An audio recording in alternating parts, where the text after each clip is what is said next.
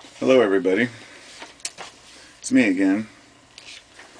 Today is the 5th of November 2012, and I've been keeping a diary of various things such as solar flares, how they make me feel, trying to document anything I can, as well as prepping, writing down ham radio channels, and documenting the chemtrail spraying and this and that, but there's something else, and there's something I really want to share with everyone, because this is something that I find to be the most important thing that we have to deal with right now, and that is what ails us. And when we wake up in the morning, the first thought on most of our minds, if it's not what a beautiful day, is oh no, I got a bill to pay, or shoot, I got to be to work in an hour. And these are natural things. These are parts of our life. Stress is not your enemy. Stress is what keeps you motivated and going. It's when the stress goes over the top for reasons that you can't handle or control that it becomes a nuisance. So in order to put this down on paper for myself and others, I decided to write a paper called What Ails Us. There's nothing more than a list of all the things that drive us nuts, the things that we think about, the things that we're concerned about. And when I start reading this list, you'll see that it's a lot larger than even a person might think in their mind that it could be, because I did this in about an hour, and there's a long way to go. So let me just start off, and I'll read it to you, and then I can go back and kind of explain why I did this. First off, we have political things to worry about. We have voter fraud, misinformation, wars. We have banking fraud, the Federal Reserve System. We have to worry about educational corruption, class wars, loss of freedoms, the Patriot Act, maxed out on job growth. There's just no more jobs. There's blatant lies being told by everybody in charge. There's corporate bias on elections. There's a party-based system, which is a total failure. Healthcare is a failure. The economic collapse is the biggest worry, and that's just around the corner, and that's a good thing to worry about. Then you go to environmental. We have earthquakes, tsunamis, fires, asteroids, poverty, starvation, diseases, global warming, melting ice sheets, dying animals, volcanoes, flooding, drought, desertification. These are all things that are just natural disasters. These are above and beyond the next list, which is man-made environmental disasters. We have overfishing, gasoline engines, oil spills, deforestation, strip mining, pollution, smog, water pollution, ocean pollution, chemical DNA alterations through chemicals. We have plastics, nuclear contamination, fracking, draining water tables, and downplay of renewable energy as if it's a waste of money and time, just to keep money in the pockets of the big business. We have health. We have to worry about our fluoride poisoning, cancer, handicaps, pharmaceutical companies, GMO foods, diseases, nutrient deficiencies, bad drugs, West Nile virus, bird flu, vaccines, salmonella, corn wasted to make fuel, and so on and so on.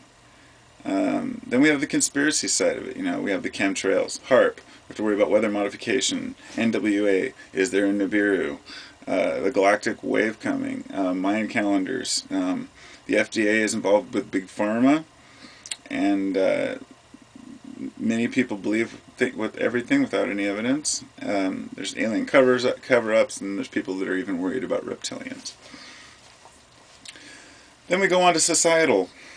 We have racism, hatred, intolerance, lack of education, spiritual differences, a lack of sharing science, which is a big one, borders, beliefs, nationalism, sexism, abuse, violence, weapons, genocide, biblical prophecy, greed, psychopathic people, assholes, thieves, protecting your family, have to worry about the fucked up prison systems, completely corrupt and doesn't work.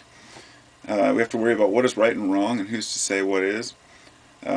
Ego, that should have been on the top of the list. Colonization, slavery, food waste, which we waste half of our food in this country. A loss of connection with the universe. And classism. And prepping, something we have to worry about just in case of any of these other things cause us to need to be prepared.